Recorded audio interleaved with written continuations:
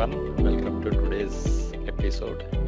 Today we are being joined by Ronni Anne Spang, who owns a small regenerative agriculture farm where they try to grow food without chemicals or poisons using a combination of technology and nature combined with aquaponics, livestock regenerating soil, composting, and mulches, but never chemicals. Also, Annie is an ecological socialist who opposes war, fossil fuels, nuclear waste, and conflict. Ronnie, welcome to this episode. Thank you. It's a And pleasure to be here, Yogesh. thank you for your time. And let us get started. How would you explain Kaizen in everyday language to someone who has never heard about this term before? Well, Kaizen is a Japanese philosophy that came from an old or American philosophy. So, being a US citizen, I have an American take on Kaizen. So, this isn't going to be exactly the same as the Japanese version of it. It's more my limited American understanding of it because Kaizen started out as an American quality engineer, Dr. Edwards Demings, among others, presenting it to Japan, and then Japanese culture and the constant seek for perfection that the Japanese are world famous for being applied to it. So we all know how the Japanese build amazingly precise and perfect things. So Kaizen is a little bit different. It's a process. Kaizen is the process of constant incremental improvement, always looking for ways to do things better. Thank you for that. If I may ask, what are the core principles or values that underpin the Kaizen philosophy? Well, again, it's speaking from the American perspective, but understanding the Japanese perspective. It is the way I use it and understand it is that it is simple as constantly looking for ways to improve. One of the ways that we do that is we're open to any suggestion or idea from anyone. I use this in my own life to constantly seek perfection and improvement, but it's being receptive to any perspective. I am an engineer and a programmer in my day job. The farm is a secondary thing, but I am using the same engineering and programming technology even on the farm. But I used to program systems that were excessively complicated, especially in the 90s and early 2000s. And I had a client, a user, a non-technical client teach me that I was doing the user interfaces wrong. What they said is I made the systems too complicated. And what they wanted is they said that everywhere that I put a button on a touchscreen was a place that I failed to automate. And they were right. The client is right. And this wasn't even a programmer. This was just an IT person who knew IT, didn't know the systems I was programming at all. But by golly, they were exactly right. And I was wrong, you know, arrogant, thinking I knew better than the user. But the user taught me. And that's what Kaizen is. Kaizen, we have to listen to everyone. I've taught new people that we were onboarding. This is what we do. This is how we do it. And sometimes the new person I'm onboarding, a rookie, fresh out of college with zero experience, would say, well, why do you do it like this instead of like that? And I would think about it and I would say, wow, we never thought of that. We never tried that, but maybe we should. And not always did it work. But some of the best innovations and inventions that I've ever had came from newbies, Luddites, people who had no technical skills, and end users who brought problems. Hey, this is what we need. Can we do X or Y? And it's never been done before. The manufacturer says it's impossible, but yes, we can. And we will because that's what the client wants. That's what they're paying us for. Absolutely, absolutely. I think I've heard a lot of people say that, when it comes to ideas, a lot of ideas come from customers, consumers, and a lot of ideas also come from people who are new to the system because, they are fresh, they are new. So at times they are the ones who bring in a lot of ideas. Moving forward, if I may ask, where did Kaizen originate and how did it evolve into the business and operational methods that we see today? Well, I think there are really no new ideas. If we go back far enough in ancient history, we can see that improvement has always been a part of human life, whether it's ancient Babylon, Persia, Egypt, Greece, Rome. Humans are very much learning and adapting. We always have. From learning better ways to start fire, cook food, stay warm. Kaizen has been a part of human existence forever. We are always improving things through technology, through science, through exploration and knowledge. So, yes, after World War II, Edwards Demings did present quality control concepts to Japan, but Japan has culturally always sought perfection in everything they've done. That's documented from well before World War II. They are very much a precise, meticulous people, as are cultures around the globe. There's a lot of people who value precision and excellence. It's not unique to the United States or Japan or even modern humans. It's always been a thing. If you look at the pyramids of Egypt, I mean, they're spectacularly majestic, or the Aztec pyramids. There is precision all the way back through human existence forever. It's always been there. The towers of Babylon, for example. I mean, you can't really pinpoint the exact origin. I would say it's always been there. True, true, very true. That is how mankind has progressed, making improvements, small improvements every day, every month, and maybe every year as well. Can you share one particular simple real world example of how Kaizen has been applied successfully? Sure. And this, outside of manufacturing, for example, Kaizen works in everything. Um, as an AV integrator, where I've done most of my work, we will provide a bid for our client. We will bid on a system. We will do our best to determine what the client wants, to give them what they want, and then get paid. And we want to create a win-win situation. Each time that there's a problem, we can revise our processes and our procedures to prevent recurrence. One of the most common problems in custom programming is the user doesn't always know exactly what they're going to want on the back end. They think they know what they want. And so in the design phase up front, we bid the project, they give us a scope of work. We create a user interface that matches that scope of work. We deliver the interface that matches that scope of work. And then on the backside, the customer experiences it and goes, oh no, this isn't what I wanted. Well, if you read the scope of work, there may be some vague things in there. There may be things that aren't clear. There may be things, there's dozens of different ways to go about it, such as audio-visual or routing. Do you want to hit output then input? Do you want to hit input then output? Do you want presets? Do you want macros? What do you want? So there's a lot of different ways to interpret that scope of work.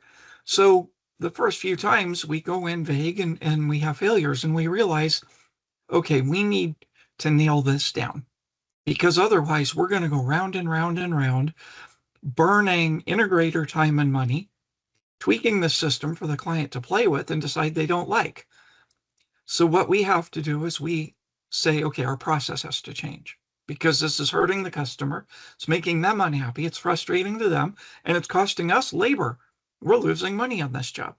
So we can't do things that way. So we have to change our process.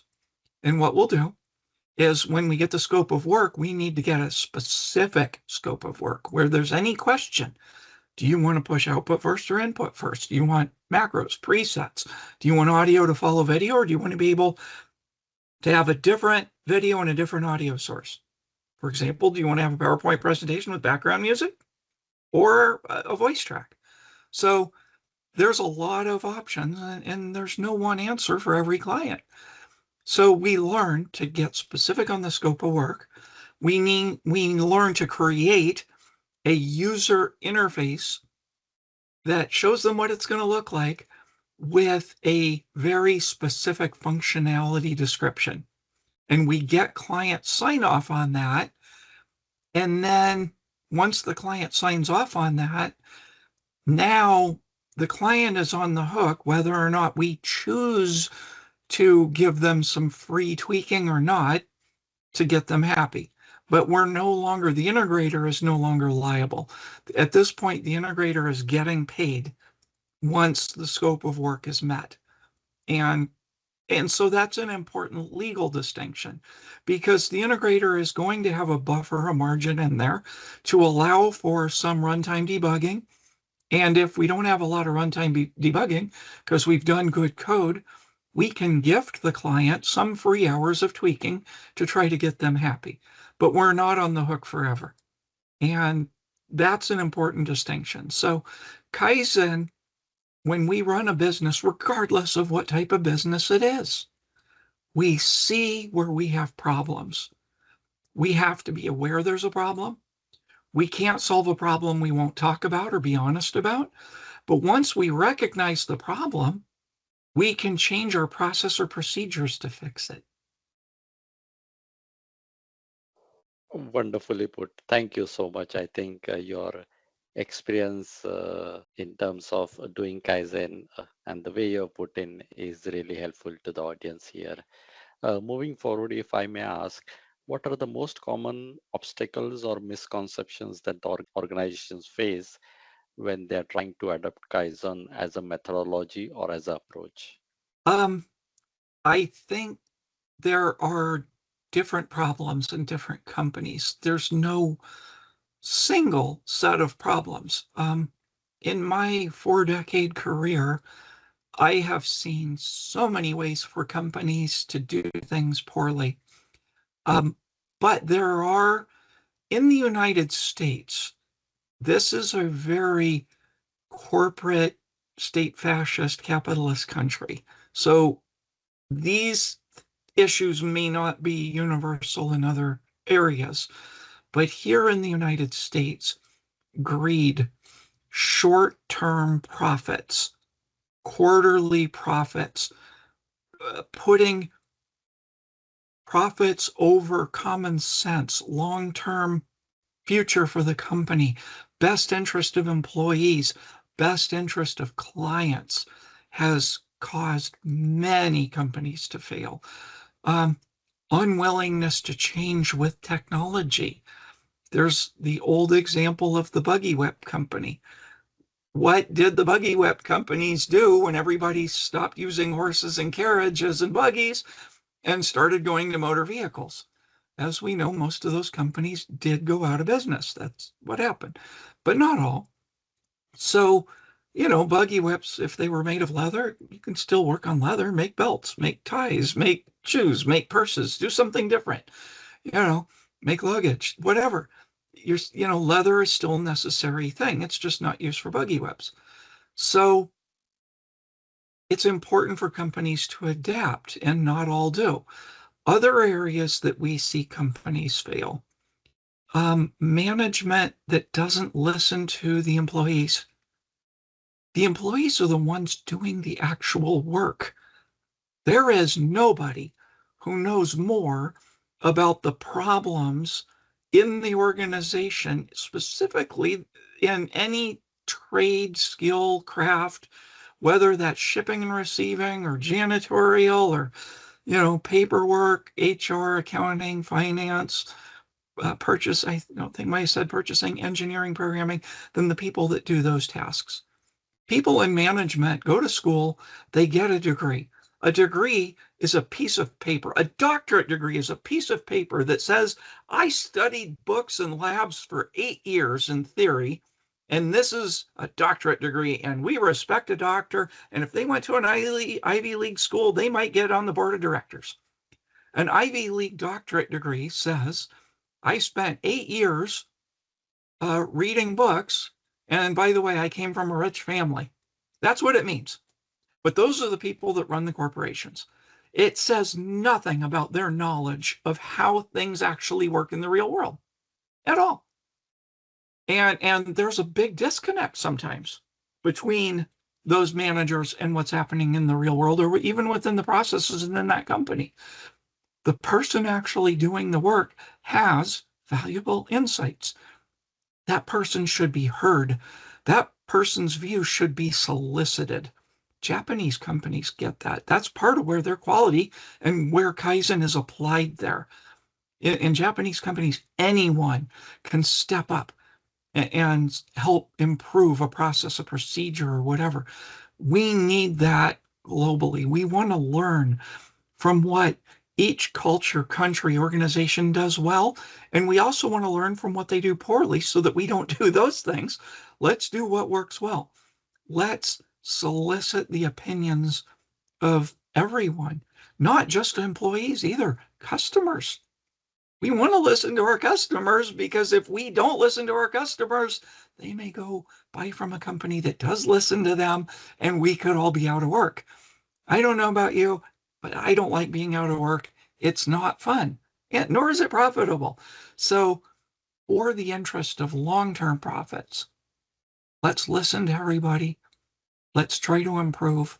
Not every idea is a good idea, but one of my best inventions came from a sarcastic comment, a joke, an attempt at levity, trying to lighten the mood. It was actually a bad idea that was the seeds of a great idea, a brilliant invention, one of my best inventions, one that I have a picture of posted on my portfolio, and I encourage everyone to steal, because it's that great of an invention. The company I work for no longer exists. It's not patented. Use it, but listen to everyone, please. Even people who aren't in the trade, sometimes they see things better than the people who are. Absolutely, absolutely. I think I've heard this from a lot of people that, managers, they are far away from the customers, and people who are on field, who are interacting with the customers are the ones who have the real insights. So I think what you are sharing is on similar lines. Moving towards the final question of this episode, if I may ask, for small businesses, what would be some of the first steps to begin with when it comes to practicing Kaizen? How should they begin with? What should be their initial steps if that small business wants to use Kaizen as a philosophy, as an approach? Well, the Kaizen takes a culture of being open to ideas and soliciting feedback, listening, aggressively looking for ways to get ideas. One of the quickest killers of innovation is censorship. Companies need to be open to criticism, sarcasm. We need to be careful how we censor people. There is nothing should be above question. Nothing should be sacred except for the rights and freedoms and equality of people. So we should never be allowed to attack a person. That's wrong. But to attack an idea is not. To attack a process, a procedure, a methodology. That's what science is. Science is creating a hypothesis and then trying to disprove it, challenging it, studying it, testing it. That's what we need to do in work. Yes, we may have always done things a certain way, but as technology changes, as the world changes, as ideas change, we might come up with a better solution. We can't ignore anything other, and what we don't want to do is we don't want to allow abuse. I mean, that I already said it, but I want to reiterate, we can't attack people. We cannot. It's wrong. We need to treat everyone as a team. And there's a lot of companies that use competition to try to get people to work harder. That destroys teamwork, because when people are in a competitive environment, when they're fighting for their job against coworkers, they're not going to collaborate with coworkers. Where ideas come from is a very unique concept. In the late 1800s, early 1900s, a guy named Andrew Carnegie, one of the richest millionaires in the late 1800s, early 1900s, commissioned a famous journalist of that time, a guy named Napoleon Hill, to study rich people, figure out what made rich people rich and why weren't all Americans rich. Napoleon Hill talked to rich people for decades and wrote a book called Think and Grow Rich. It's a brilliant book. And there's been a number of other books like it. Equally, all say the same thing. But the one lesson was 1 + 1 = 3. And here's where that happens. One person has an idea. They share it with one other person. Now, we say that's two people, 1 + 1 = 2. But in collaboration, it equals 3, because the one person sharing with the other person is going to be inspired to think of things that neither of them would have thought of without the dialogue. So a third mind is created, and the third mind is the combination of the two minds coming together in harmony. Some of my best collaborations have been with people who think very differently from me. When I worked at GBH Communications, I worked with a man who was very conservative, very capitalist, very religious. I'm atheist and socialist. We're total opposites in religion. We're opposites in politics. My spouse is a deist, believes in a higher power. I don't. I'm an atheist. But we collaborate. We see things differently. And because we see things differently, I come from a different perspective than my spouse, and we each think of things that the other would not have. And that's what makes our collaboration effective and powerful. That's why men and women are complementary. Opposites attract. Women think different than men. Men think different from women. Together, we're stronger. And it's the same thing for a small company. You want to hire for diversity. You want a collection of different thinking people, but you want to unshackle them by saying, look, as long as you're respectful to one another, there's no censorship here. You can say whatever you want. And we want to foster suggestions, ideas, collaboration, brainstorming, and improvement. And if we do that and listen to the customers and vendors and outsiders, the ideas will come, the improvements, the innovations, and the inventions will follow. Wonderful. Thank you. Thank you for sharing that. So, Ronni, I think you have shared very wonderful thoughts based upon your experience, and I'm sure that the audience is going to benefit from your thoughts. It was lovely to talk to you, to listen to you. Thank you for your time, and best wishes from me and my audience for your future. Thank you so much. Thank you as well. To be fair, a lot of these ideas I learned from other people. As I said, Napoleon Hill, Edward Stemmings, these aren't my ideas. They're just shared. And we can learn from anyone. And I suggest the more people we will learn from, the better. Let's all work together and make the world better. Thank you. Thank you. Thank you as well.